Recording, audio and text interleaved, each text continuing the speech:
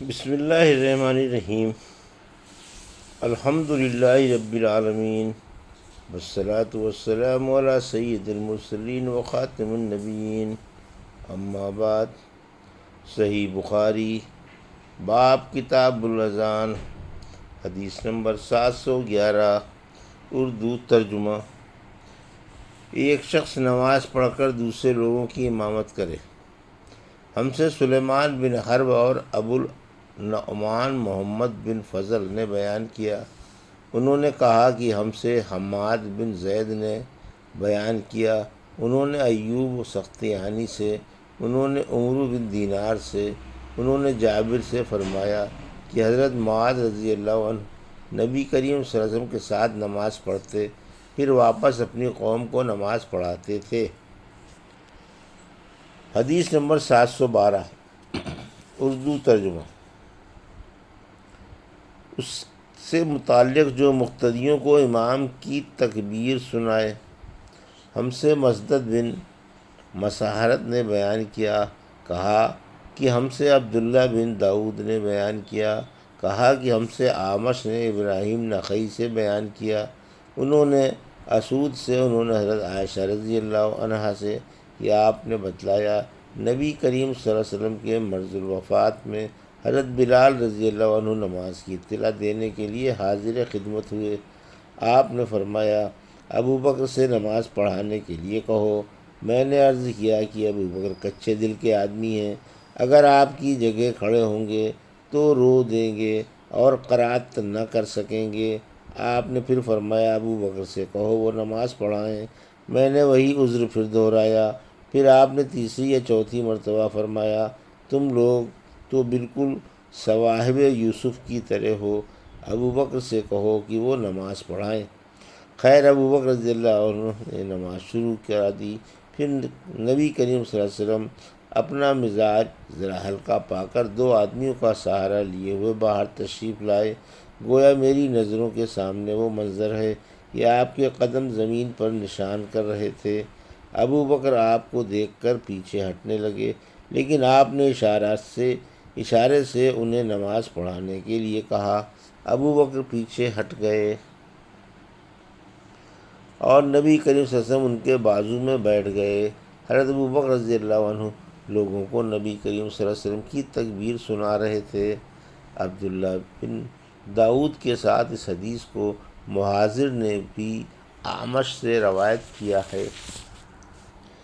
حدیث نمبر 713، ایک شخص امام کی اقتداء کرے اور لوگ اس کی اقتداء کریں تو کیسا ہے؟ اور آن حضرت صلی اللہ علیہ وسلم سے مروی ہے کہ آپ نے پہلی صف والوں سے فرمایا تم میری پیروی کرو اور تمہارے پیچھے جو لوگ ہیں وہ تمہاری پیروی کریں۔ ہم سے قنیبہ بن سعید نے بیان کیا، انہوں نے کہا کہ ہم سے ابو معاویہ محمد بن حازم نے بیان کیا، انہوں نے اعمش کے واسطے سے بیان کیا، انہوں نے ابراہیم نخعی سے، انہوں نے اسود سے، انہوں نے حضرت عائشہ رضی اللہ عنہا سے۔ آپ نے بتلایا کہ نبی کریم صلی اللہ علیہ وسلم زیادہ بیمار ہو گئے تھے تو بلال رضی اللہ عنہ آپ کو نماز کی خبر دینے آئے۔ آپ نے فرمایا ابو بکر سے نماز پڑھانے کے لیے کہو۔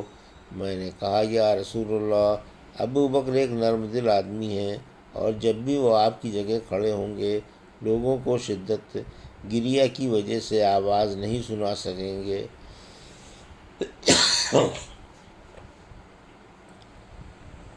اس لیے اگر آپ عمر رضی اللہ عنہ سے کہتے تو بہتر تھا۔ آپ نے فرمایا ابو بکر سے نماز پڑھانے کے لیے کہو۔ پھر میں نے حفصہ رضی اللہ عنہا سے کہا کہ تم کہو کہ ابو بکر نرم دل آدمی ہے اور اگر آپ کی جگہ کھڑے ہوئے تو لوگوں کو اپنی آواز نہیں سنا سکیں گے، اس لیے اگر عمر سے کہیں تو بہتر ہوگا۔ اس پر آپ نے فرمایا تم لوگ صواحب یوسف سے کم نہیں ہو، ابو بکر سے کہو کہ نماز پڑھائیں۔ جب ابو بکر رضی اللہ عنہ نماز پڑھانے لگے تو آن حضور صلی اللہ علیہ وسلم نے اپنے مرض میں کچھ ہلکا پن محسوس فرمایا اور دو آدمیوں کا سہارا لے کر کھڑے ہو گئے۔ آپ کے پاؤں زمین پر نشان کر رہے تھے۔ اس طرح چل کر آپ مسجد میں داخل ہوئے۔ جب ابو بکر نے آپ کی آہٹ پائی تو پیچھے ہٹنے لگے۔ اس لیے رسول اللہ صلی اللہ علیہ وسلم نے اشارے سے روکا۔ پھر نبی کریم صلی اللہ علیہ وسلم ابوبکر رضی اللہ عنہ کی بائیں طرف بیٹھ گئے تو ابوبکر کھڑے ہو کر نماز پڑھ رہے تھے اور رسول اللہ صلی اللہ علیہ وسلم بیٹھ کر ابوبکر رضی اللہ عنہ رسول اللہ صلی اللہ علیہ وسلم کی اقتداء کر رہے تھے اور لوگ ابوبکر رضی اللہ عنہ کی اقتداء۔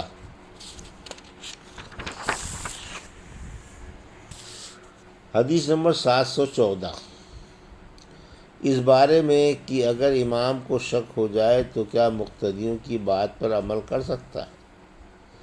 اردو ترجمہ۔ ہم سے عبداللہ بن مسلمہ قعنبی نے بیان کیا، انہوں نے حضرت امام مالک بن انس سے بیان کیا، انہوں نے ایوب بن ابی تمیمہ سختیانی سے، انہوں نے محمد بن سیرین سے، انہوں نے ابو ہریرہ رضی اللہ عنہ سے کہ رسول اللہ صلی اللہ علیہ وسلم نے ظہر کی نماز میں 2 رکعت پڑھ کر نماز ختم کر دی تو آپ سے ذوالدین نے کہا، یا رسول اللہ، کیا نماز کم ہو گئی ہے یا آپ بھول گئے ہیں؟ اس پر آپ صلی اللہ علیہ وسلم نے اور لوگوں کی طرف دیکھ کر پوچھا، کیا ذوالدین صحیح کہتے ہیں؟ لوگوں نے کہا ہاں۔ پھر آپ اٹھے اور دوسری 2 رکعتیں پڑھیں، پھر سلام پھیرا، پھر تکبیر کہی اور سجدہ کیا، پہلے کی طرح یا اس سے بھی کچھ لمبا سجدہ۔ حدیث نمبر 715، اردو ترجمہ۔ ہم سے ابو الولید حشام بن عبد الملک نے بیان کیا، کہا کہ ہم سے شعبہ نے سعد بن ابراہیم سے بیان کیا، وہ ابو سلمہ بن عبد الرحمن سے، وہ حضرت ابو ہریرہ رضی اللہ عنہ سے، آپ نے بتلایا کہ نبی صلی اللہ علیہ وسلم نے ایک مرتبہ ظہر کی صرف 2 ہی رکعتیں پڑھیں اور بھول سے سلام پھیر دیا۔ پھر کہا گیا کہ آپ نے صرف 2 ہی رکعتیں پڑھی ہیں، پس آپ نے 2 رکعتیں اور پڑھیں، پھر سلام پھیرا، پھر 2 سجدے کیے۔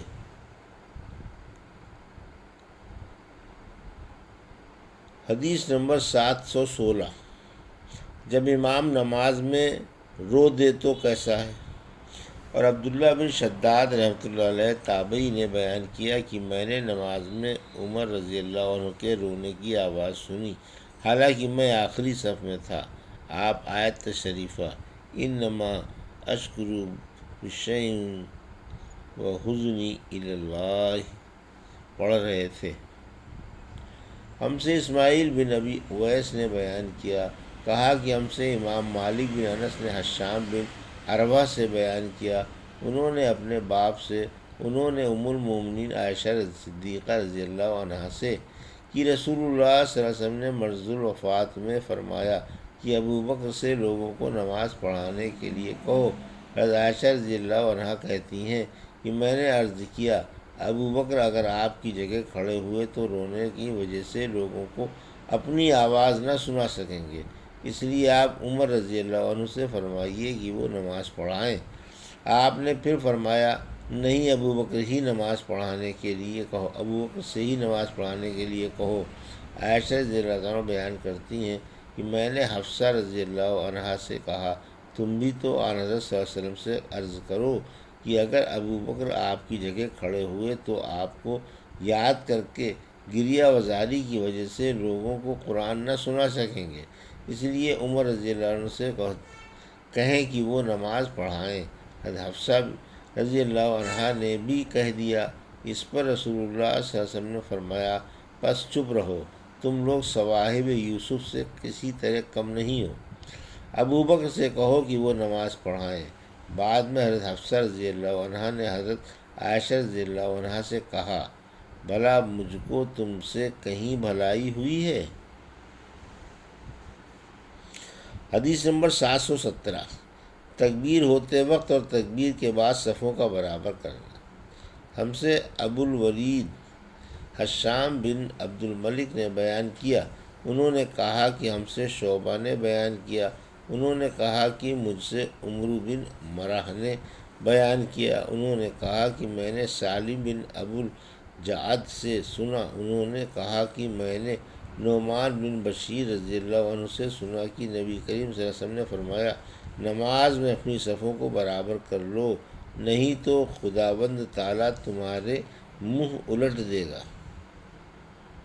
حدیث نمبر 718، ہم سے ابو معمر نے بیان کیا، کہا کہ ہم سے عبد الوارث نے عبد العزیز بن صہیب سے بیان کیا، انہوں نے حضرت انس رضی اللہ عنہ سے کہ نبی کریم صلی اللہ علیہ وسلم نے فرمایا صفیں سیدھی کر لو، میں تمہیں اپنی پیٹھ کے پیچھے سے دیکھ رہا ہوں۔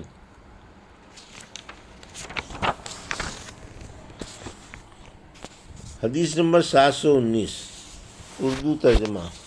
صفیں برابر کرتے وقت امام کا لوگوں کی طرف منہ کرنا۔ ہم سے احمد بن ابی رجا نے بیان کیا، انہوں نے کہا کہ ہم سے معاویہ بن عمرو نے بیان کیا، انہوں نے کہا کہ ہم سے زائدہ بن قدامہ نے بیان کیا، کہا کہ ہم سے حمید طویل نے بیان کیا، کہا کہ ہم سے انس بن مالک رضی اللہ عنہ نے بیان کیا، انہوں نے کہا کہ نماز کے لیے تکبیر کہی گئی تو رسول اللہ صلی اللہ علیہ وسلم نے اپنا منہ ہماری طرف کیا اور فرمایا کہ اپنی صفیں برابر کر لو اور مل کر کھڑے ہو جاؤ، میں تم کو اپنی پیٹھ کے پیچھے سے بھی دیکھتا رہتا ہوں۔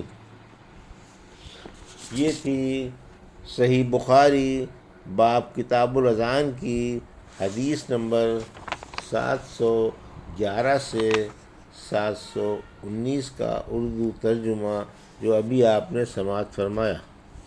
اللہ سے دعا ہے کہ اللہ ہمیں ان حدیثوں کی صحیح سمجھ عطا فرما اور ان پر عمل کرنے کی توفیق عطا فرما، آمین یا رب العالمین۔